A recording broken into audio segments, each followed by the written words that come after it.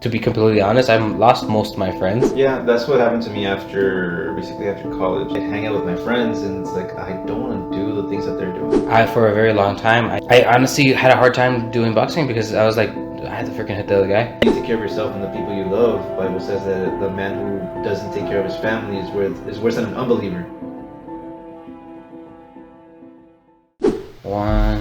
We just do it one time, so I'm gonna count to 3 and then we can just laugh. Okay. 1, 2, 3. Oh, that's perfect.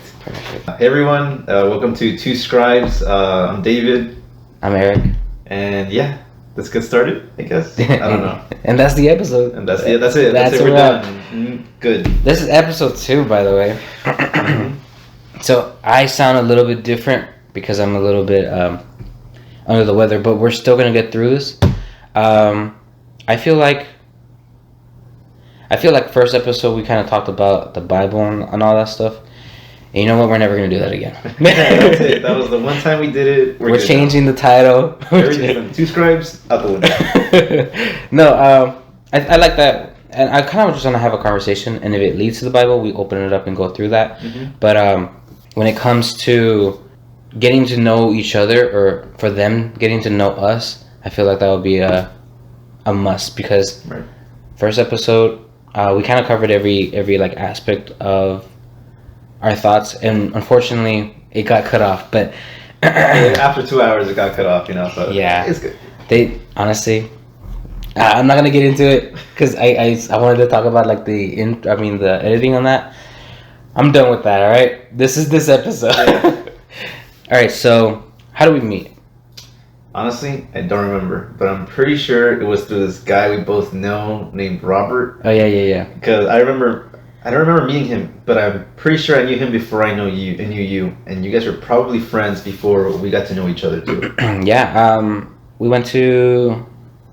What's the lowest grade for elementary? Is it kindergarten? Kinder? Yeah. Okay, so I met him in kinder. I remember specifically him like really, really mad. And I won't go into detail. But I remember him very close to assaulting the teacher. I was going to say professor, bro. That's crazy. And I told him, I was like, hey, don't do that. Now, I don't know why in my brain I said that. Like, I literally went next to him and tapped him on the shoulder and told him, don't do that. He could have been like, now I'm going to assault you, yeah, you know? I did it too. But, then we just started talking. I think it wasn't definitely that same day. It was like he had to like cool off a lot, but eventually we started talking. And then fast forward, I think he definitely introduced us together, and that's how it was. I mean, I think it was probably second grade. I was thinking like first or second. Yeah. Yeah, around there. You were always in our elementary. Right? I didn't want to say the name. Yeah. I was always there. Really? Yeah. You never jumped in like randomly? What do you mean? Like left one school and came over there? Yeah, like you skipped kinder, or you were there in kinder? Because I don't remember you, bro. I know we didn't meet kindergarten. I remember my kindergarten year. Or maybe you had a different class. And I definitely, and I slightly remember first grade. I'm thinking we probably met first or second grade. So how'd you meet Robert? I don't know. Bro, what's your memory, bro? It's terrible. I have really good memory, but like when it comes to like specific details, especially numbers, bro, I'm dead. I was probably friends with someone who was friends with Robert. Like it always happens. Like maybe Felipe or. I'm not sure. You don't remember Felipe? Oh, I know him, but like I'm not sure. They were friends, yeah. I don't know. I was probably friends with someone. I don't think I had him for a class, except for maybe like PE or something. Yeah. That's probably when we met. Or maybe I remember in the mornings they used to drop us off and we'd have to sit until a teacher came and got us. Do you remember that? Oh yeah. It could have been then too, because they let us go out sometimes. We'd go out and run around. Mm-hmm. So maybe it was during that time too. But yeah, so we met each other in elementary, and I feel like ever since, I mean, we were just been chill. Yeah, I don't think we hung out that much during middle school. It was probably high school when we started hanging out more. Yeah. High school, I remember I used to come over and you try to teach me how to sing. Yeah. Dude, it never worked. Honestly, it never worked. So. But your passion was there, bro. It was there, but it sounded bad. No, dude. That's cool. I mean, not just you. I was so focused, and I mentioned this in my book, not plugging myself, but It's my own YouTube channel, actually. I could do whatever I want. How's it going, everyone? I'm interrupting this video. No, but I mentioned in my book, like, I was so interested in doing music stuff that I forced it upon you guys, bro. I don't know if it was honestly, forced. I'm sorry. Honestly, I don't think it was forced. I think it was fun. Really? It was me and 2 other guys, right? Yeah. Yeah. I remember it was fun. It was fun, and then we played basketball. That was That was a lot more fun. Because I could tell the difference of like how cool it was when it changed. You know, like we're playing basketball now it's even more cooler. You know, like I was like, it's just me, guys. I'm sorry. Other than me, who do you still talk to since elementary? Probably just Juan. Oh yeah, You remember Juan? he's a real one. Yeah, we go to the same church. Oh really? You didn't tell me that. I thought I did. No. Yeah, we go to the same church. The one I'm thinking about becoming a member in. So we still talk, like we were texting earlier. We haven't hung out like outside of church in a while. Since January, we went to go to the local boxing matches in like the event center. It was fun. But other than him from elementary, I don't think I talked to anybody else. Do you talk to anyone? Yes and no. Now not so much because since I've fully committed into being Christ-like, you know, to be completely honest, I've lost most of my friends. Same. And I told you this before. Yeah, I mean, it was but it wasn't like, oh, these people are bad and I don't want them to drag me down. It was more of just like, I can't be in this area, you know, like I got to be surrounded by people that have the same mindset or have the same heart, you know, and which are those two things are two different things, you know, and one of them's condemning and mean, but the other one's more like just genuine, like for better of yourself. But yeah, I mean, like that's kind of what I figured. I was just like, yeah, I gotta kind of shift gears here because I don't want to be making the same mistake, you know. Right. Yeah, that's what happened to me after college. During college, I was still hanging out with some of my friends because I was over there in Waco, and I'd come back down and be like, oh, we're gonna hang out, we're gonna go out to eat, maybe get ice cream, I don't know, something like that. Like one day out of the 2 weeks that I was here, so it was fine. But then coming back, and I'd hang out with my friends, and it's like I don't want to do the things that they're doing. Yeah, I don't like this. I don't like the way they say the things they say. I remember one time, this guy was mentioning his girlfriend's sister, and he was really mad at her, saying, "Oh, this girl wants to be a missionary, I don't know what." And I was like, I don't think there's anything wrong with that. You know, I actually kind of like that. I was like, that's cool. Yeah. But I was like, no, I don't want to be involved with you guys if this is what's going to be happening. One, because I don't like it, and I don't want to hear it. And two, because it's bad for me, too. Yeah, I feel like it eventually would influence me in a negative way, even if I tried not to. And then after that, struggled a lot to find work after college. So I was basically broke. I couldn't go out anyways. And then after that, it's just a couple of friends from work, nothing too deep. And now it's like I basically only hang out with you and Juan, and we rarely see each other because we're both really busy. So it's like it's okay though. Yeah. Honestly, I got asked that recently. I was like, "What do you do with your friends?" And honestly, I didn't have the heart to be like, "What friends?" Yeah. That's funny. No, but honestly, it's true. It's like, how can I answer that question without kind of seeking for like apologetic, you know, compliments, you know, like I don't want that. Like, it's just that's how it was, and it was my decision. Yeah. And like even right now, I could still go to those group, and it wouldn't be a good idea for me. Like it's my decision to stay here. Yeah, it's not like we burned any bridges either. I wasn't like, oh, I hate you guys, I don't want to talk to you ever again. It's just bro, like the camera just okay. Ready? 3, 2, 1. All right.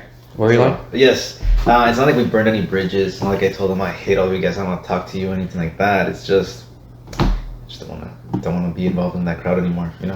Yeah, and like I was speaking to what's it called, Michael. You know, we went over there. Mm-hmm. I told him, I was like, man, I don't have any animosity with anybody. Like genuinely, like I forgive everybody, and I can't just be like I forgive everybody, but except for that guy, because if I go to heaven, Jesus could look at me and be like, Erick, I forgive everybody but you. And right there, I'm gonna be like, "Oh my gosh, I'm sorry!" Like, and of course, I'm gonna be there, being like, "Now I get it," you know. And it's just like that's not how it's supposed to be. Like, right.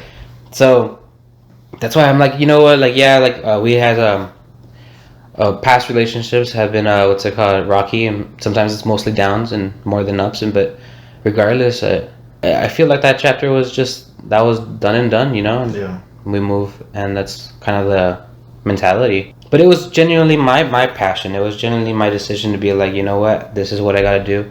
I feel very connected to it, and for a very long time, my biggest priority was music. Yeah. Not just music, but like being, like I said in the last episode, but like being super into it. And it was about time for me to be like, okay, now I got. I know what to do now. I need to shift change, and I don't want to identify myself as this freaking guitar guy. I'd rather be someone that's truthful and honest and from a good area, you know? Yeah. Yeah, and it's also hard to make friends as adults. Like, I work. I'm at work from 8 to 5. I used to be at work from 12 to 9 p.m. There has to be a reason for me to go out, you know. It's not just like, oh yes, I get to go and do whatever I want. Not really. Like, I work, I drive my siblings around, so if they need to get to school, I drive them. If they need to be picked up, I pick them up. So I get busy throughout the week, and if there isn't really a reason for me to go out, I'm not actively looking like, hey, let's go do this, let's go do that. Well, one, because I'm busy and I'm tired, and the other one is because I don't want to spend too much money. So it's a little harder. But I'm trying to get more involved in my church. That's a reason to go out. So I see potential with some of the guys there being friends. That's cool. It sounds like your church is huge, though. Is it? I think it's kind of big. Is it one of those mega churches? No, it's not a mega church. Have you seen those videos where the pastor's like flying in the air? Oh yeah. That's definitely not like that. No, it is kind of big. It's the biggest one I've ever gone to, but it's not like huge. Yeah, I used to go to one in Waco, and that one was really big. But I would go to the Spanish service, and the Spanish service, there weren't that many people there.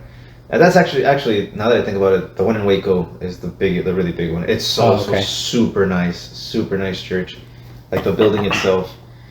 Before that, I went to a Pentecostal church. Don't go anymore. I wasn't a Christian then, and that one was it wasn't tiny, but it wasn't very big. It's interesting. When I was younger, we went to my brother-in-law's father church, right? His dad's church, and so we went over there, and we were just doing our thing, like, you know, like we were children. Like, it wasn't like, oh, we're gonna go to church because we believe in God. It was just like I don't even know. Mm-hmm. Like, I'm a freaking child. Like, I don't know anything. So I go over there, and I'm just there like, I woke up for this, you know, like, cause I don't know, right? Yeah. I'm not at that age. I'm not at like a point where I'm like having cognitive understanding, right? You're just there. You're basically just existing. Yeah, that's it. Exactly. Over some time, got to know them, and I got to experience it, and I'm like, okay, like, everyone's really open arms, and it's really nice. And fast forward, I ended up getting baptized, but I know of God. Yeah. You know, but it wasn't until 2023 where I realized who God is. It was a much different thing. I believed in Him, and unfortunately, that doesn't get you to heaven. Relationship does. And so when I got my relationship with Jesus, I was like, man, now I understand it. Now I get it. Like, I can't just walk around and be 50%. Yeah. I have to be 100%, you know? Mm-hmm. So, because of the relationship that I got around 2023, and that's why I said, like, most people kind of, like, and my friends group kind of disappeared, because that was the time when I was, prior to that, I was getting molded, right? But until that moment, I was just like, okay, now it's 100%. Like, there's no, I'm not sure if I'm using the term right, lukewarm. Mm-hmm. There's no moment for that. It was just like 100%, and that's kind of what I wanted to go through. And because Jesus has helped me, He's given me wisdom, and during that time, I was just like, now I understand it.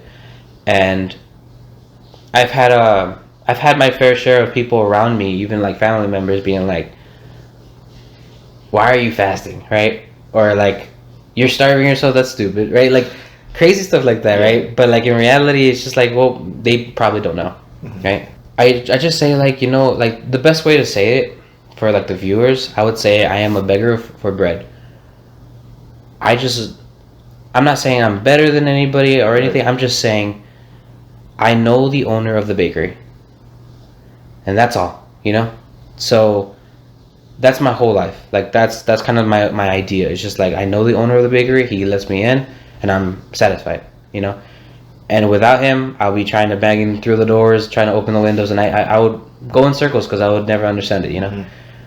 And because of God, man, He helped me a lot, and He's given me wisdom, and He's helped me have the courage and the confidence to go in public and talk to random people that I've never met, and I just straight up just say, "Can I pray for you?" And honestly, I want there to be a moment where like the list that I've done will be so great that it starts to accidentally overlap. Like some people will be like, "Oh yeah, you did it last week for me." Like I want that, you know. That would be so cool.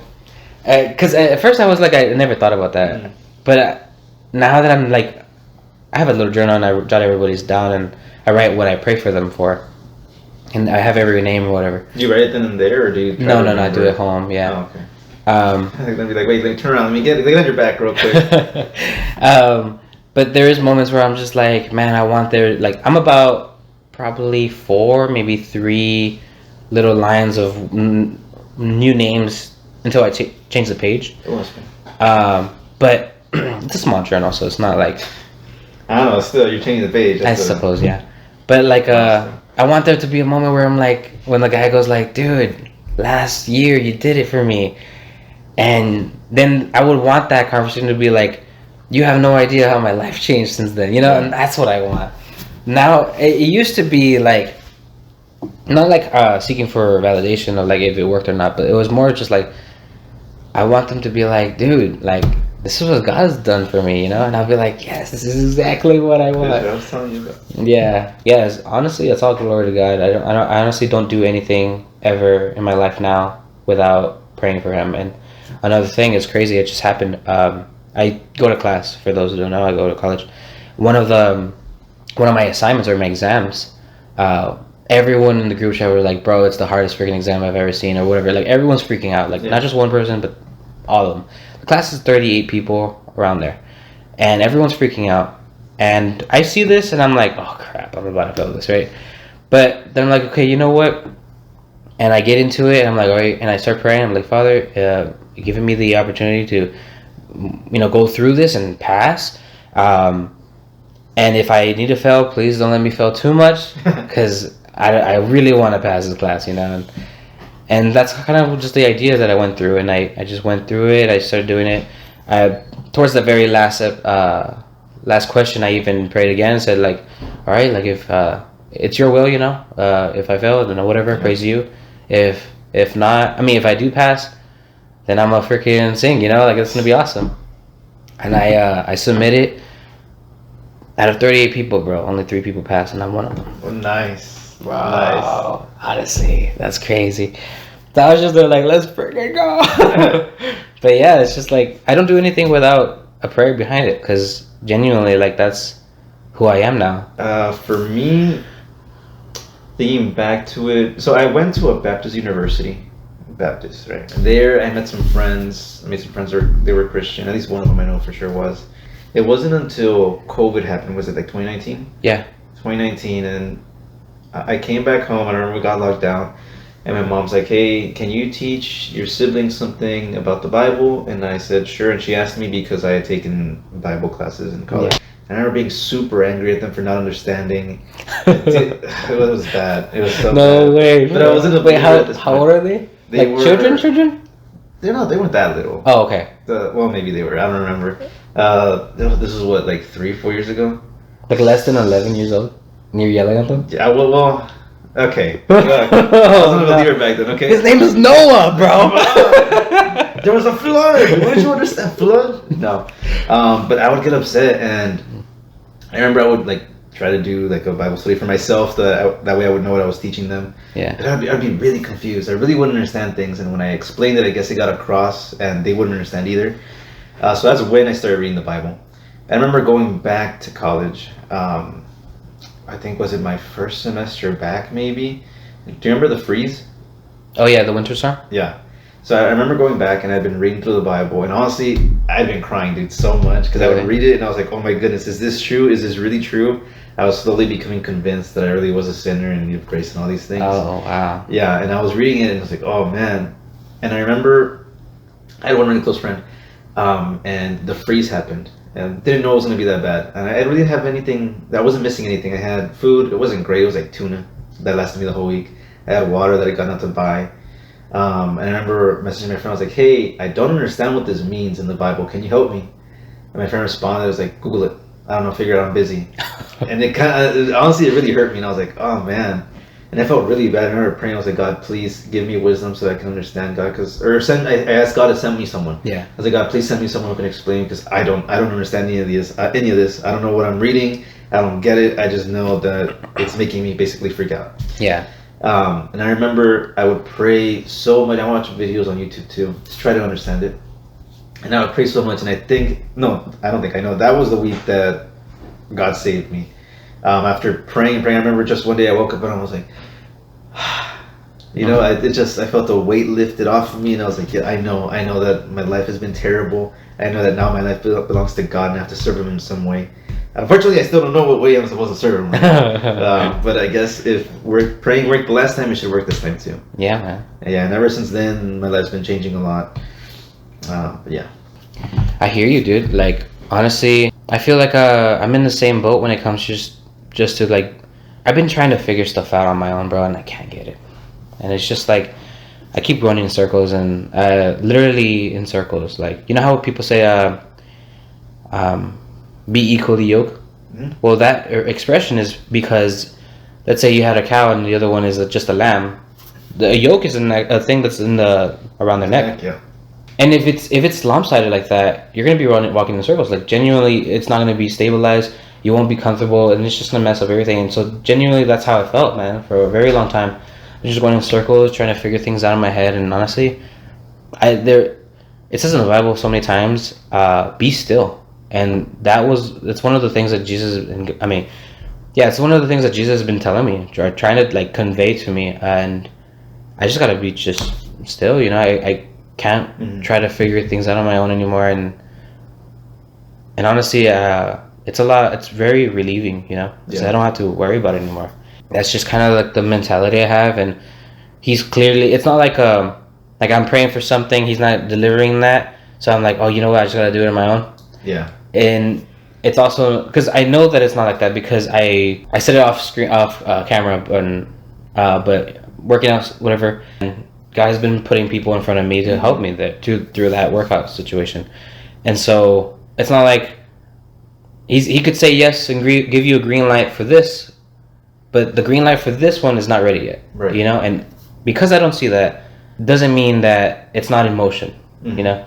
And so just one of the things that God's been trying to tell me is just like, be still, you know, and I just gotta be patient. And honestly, it's given me wisdom. It's given me a true definition of like being a man of God, because like that's what it is. It's just you can't force God's hand, you know. Right. Yeah, that reminds me. This past weekend at church, Sunday school, I don't remember exactly what we were talking about. Erick. Are you leaving that in? Yeah. Okay.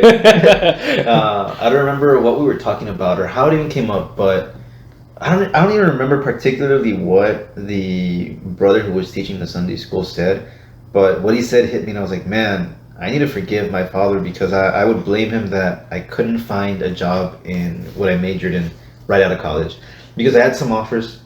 Those offers, they would ask me to move out of state. But I couldn't because of the situation my family was in. I would be really mad about it. I didn't know how to drive either. So there was a 6-month period where I didn't have a job. Then I got a job. A job I didn't particularly like. Very glad that I did have it at the time, because I really did need it. And I would be upset when I worked a job, because like, man, I'm trying to find this other job and now I don't get any offers, right? Yeah. No one is even looking to hire me. And slowly but surely, I started learning how to drive. I had to buy my own car so I could. I remember you took me driving once. Yeah. My sister took me driving maybe like twice, and then she said no more because there's a family car, and if you break it, we're done. So I was like, oh. So like in February of last year, I bought my Jeep.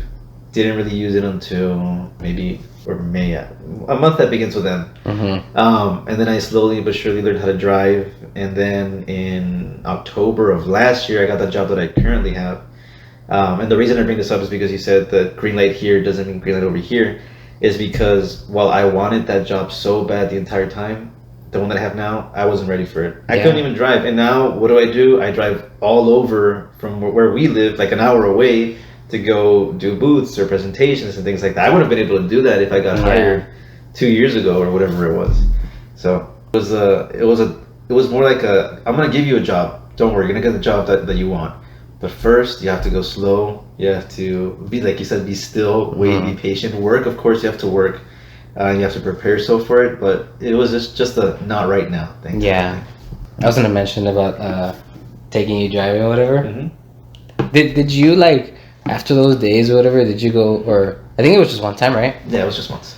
After that, were you like, this guy doesn't know what he's talking about, or do you remember like, okay, this is actually a good idea? No, it was just I didn't have enough practice. So honestly, I didn't know what I was doing. I was just like, okay, let's see what Erick can show me. But it wasn't something I could put into practice either because I didn't have a car to do it. Yeah. It wasn't until I had a car and I basically just started driving by myself that I was like, okay, I got this. I can do this. I have to learn how to do this. Yeah. Yeah, so it wasn't anything that I could put into practice right away. When it comes to road rage, I gotta ask you, do you like... Because you're a Christian man, right? Mm-hmm. But you also wanted to go like... You get upset. Like, how do you stop yourself? Like, pretty easily. And I say easily because I've only been driving for less than a year. Yeah. I'll think, I'm mad, I'm like, what is this idiot doing? And I'm like, wait, this could be someone who's just learning how to drive, just like I was not too long ago. So maybe I should give him some grace. And I'm like, okay. So you put yourself in their situation? Yeah. So, because I was there so recently, Outside of driving, the same thing? Most of the time, yeah. Most of the time it's also like, maybe they don't know what they're doing, or even if they do know what they're doing, that's not the way you're supposed to respond. So take a step back. And sometimes it's really hard where you're like, I remember my coworker made me kind of upset a couple of days ago. I didn't tell her anything, but I just didn't feel like talking anymore. And she was kind of like picking at me. She's like, oh, you're mad. I can tell you're mad. I can smell it. Oh, yeah, and I was just like, okay, whatever. Trying to fuel you up? Yeah, well, just trying to get me to like interact or maybe try to help me get over it or something. Oh, I don't think she meant any bad blood. Oh, okay. But she had got me upset because of something she had said. And then I was like, I'm just like, whatever. But I don't think she meant, from what she said, there wasn't any like trying, like, purpose to get me mad. I hear you. So it's like just take a step back. There's two conflicting ideas for me, because when people insult me, I'm like, hey, that's my name, that's all I've got. But it's also, you're not that big a deal. Like you know what? They might even be right. You might even be worse than what they're telling you. So cut the ego a little bit. That's true. So that's why I'm like, oh, it's okay. Like, it insulted me. I'm not happy about it, but I'm also not going to be like, no, you're the worst person. You're worse than I am.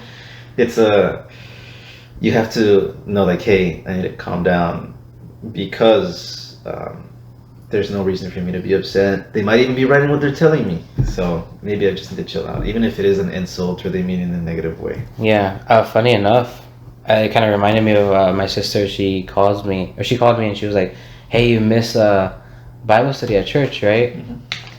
And she was like, I asked her, I was like, hey, what are you doing? And she was like, just got out of a Bible study at church, the one that you didn't go to. Dang. And she said it like that, right? And I go, I make a joke and I go, I'm sorry, is this a Christian condemning me? Right? But then when I explained myself, I was like, oh, I've been doing the podcast, and this was during the time I was editing the first episode. Mm-hmm. And so it wasn't like full story.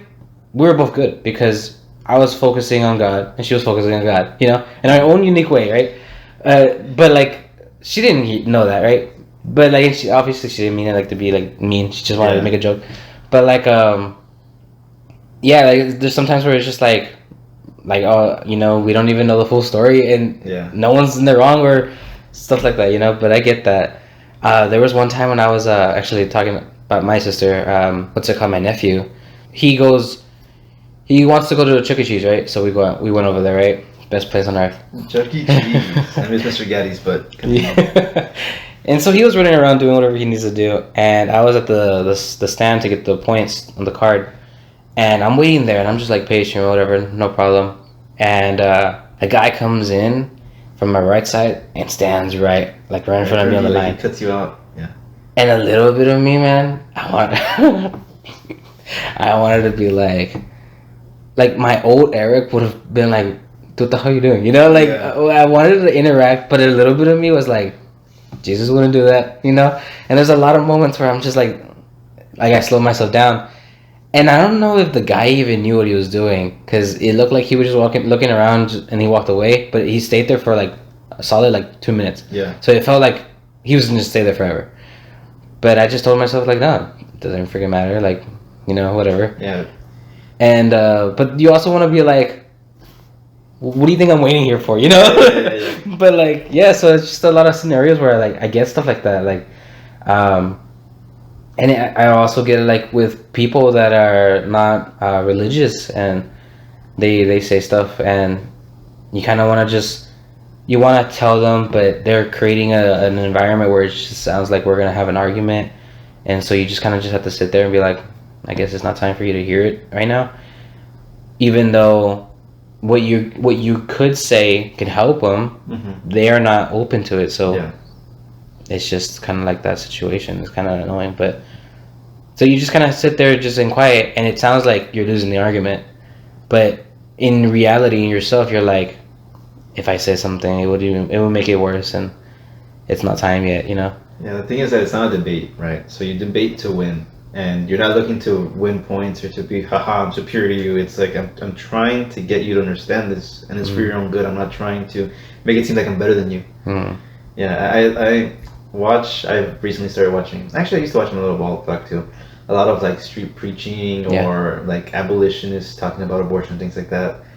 And I think, man, I would like to do that, but I don't think I have the temperament for it. I think I'd get mad. I think they'd say something, either like if they insult my God, I'd definitely get mad, and I don't know. I don't think I would swing on them. It's possible that I would, you know. Really? I think so, dude. Just throw it. And I think it might even be fair, but I think about that. I think about how I don't think I'm smart enough to do that, and they're so patient. They're so patient, and they know exactly what they're talking about. And they're like, "Whoa, hey, this is this," and sometimes they're funny, so it like diffuses the situation. People calm down, and I don't know if I'd be built for that, but I think it'd be maybe even a fun thing to try, because it's. I think it's good. It's good for us, because we get humbled a little bit if we do that, and it's definitely good for them because they're hearing about it. But I was thinking about what you said about your sister. She was like, the Bible study you didn't go to. And I think there's a Bible verse that says something about the wounds of a friend, which sometimes I think it's right that if we're in the wrong, right, that someone would be like, hey, what are you doing? Yeah. Like you should kind of like a wake up call. Yeah, because like you're in the wrong. It even says in the New Testament, I'm trying to remember where and exactly what it says, but I'm not going to remember. Something about the one who turns his brother away from sin, or the person who turns someone away from sin has gained a brother, something similar to that. I'm not sure. And it's like, to even do that, you have to confront a person and be like, hey, like that's wrong. Yeah. So there's definitely times where that's partially why I think about it, is because like, what if I'm actually wrong? Like, what if I actually did something wrong and they're not just telling me to tell me off or to make me feel less than them or for whatever reason? What if I actually did something that I need to repent of, or that I just need not do anymore because it was a mistake or something like that? Yeah.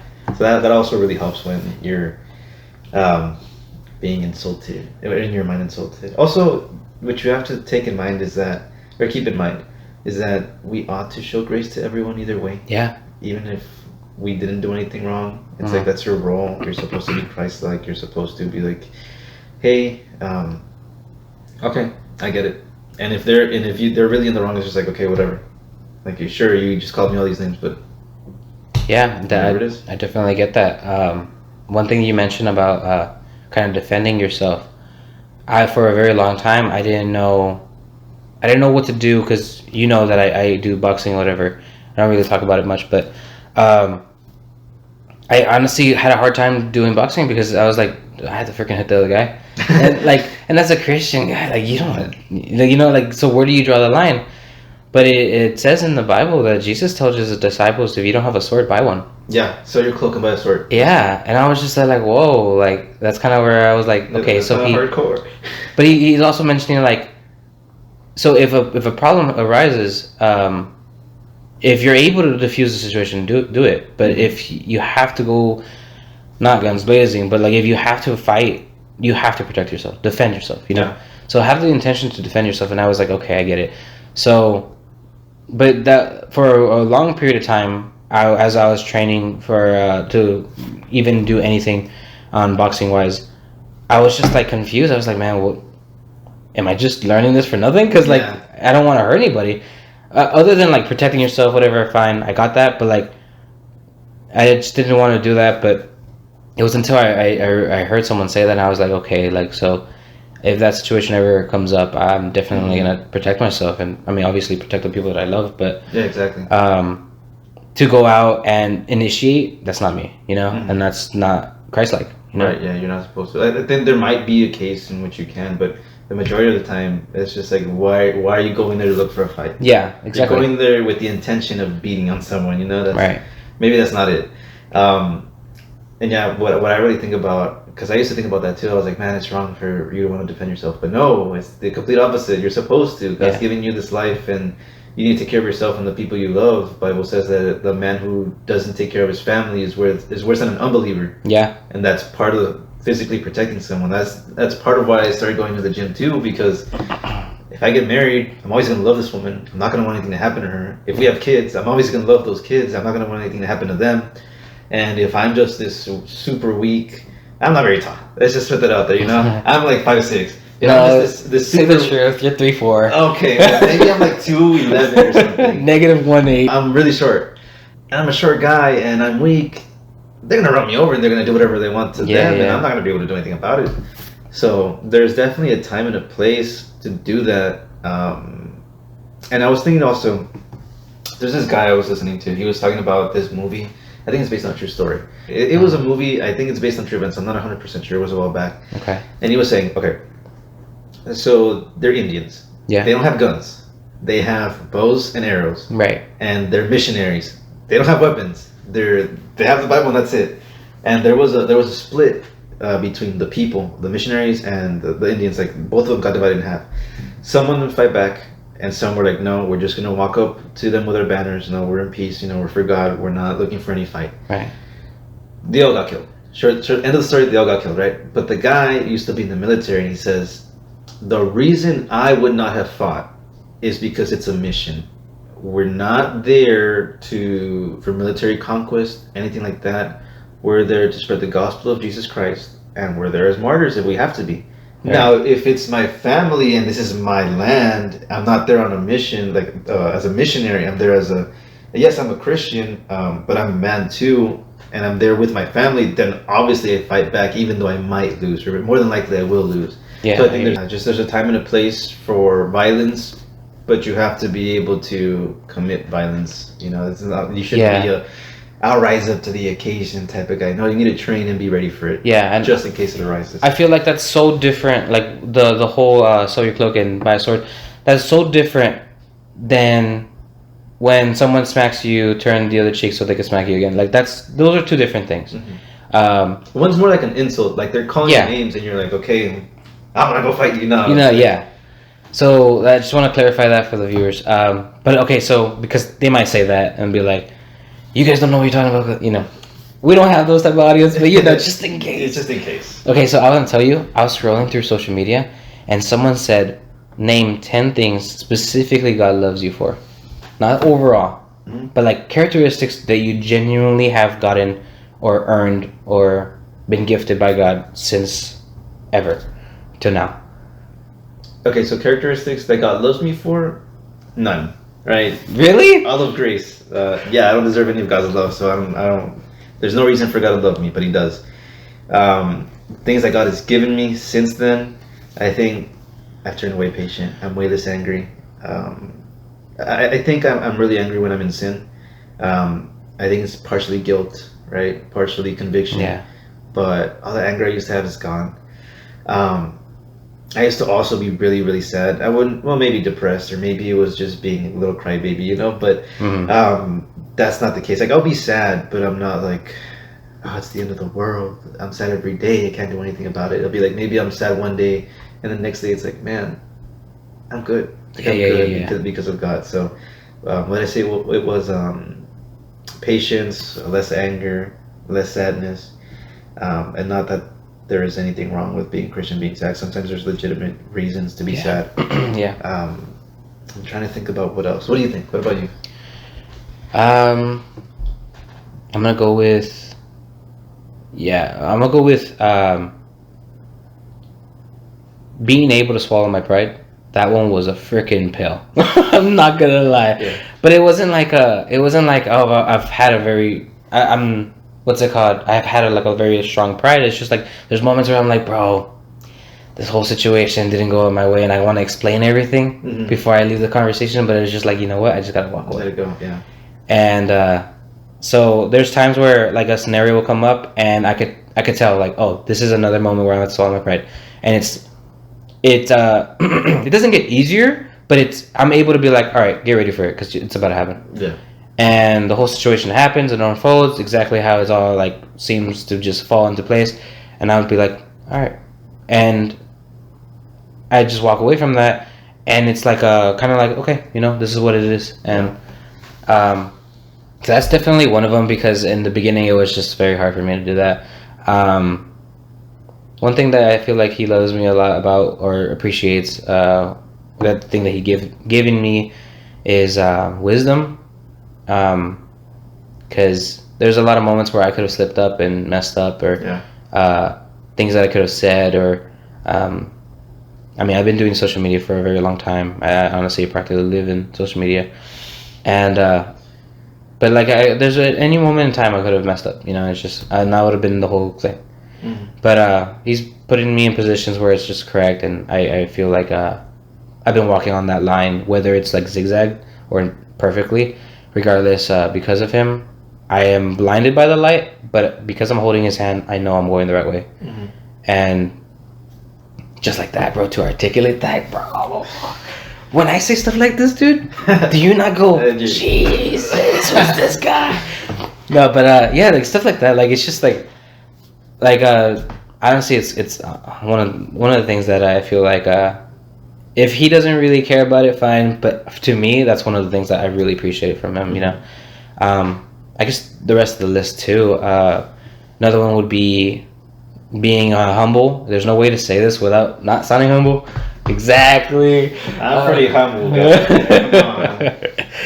But like, there's moments where I like I'm in a group of friends or whatever, and there's a guitar there, and I don't grab it and I don't play it, because I know that there's a moment to cut it off. I can't be Erick Mars every day.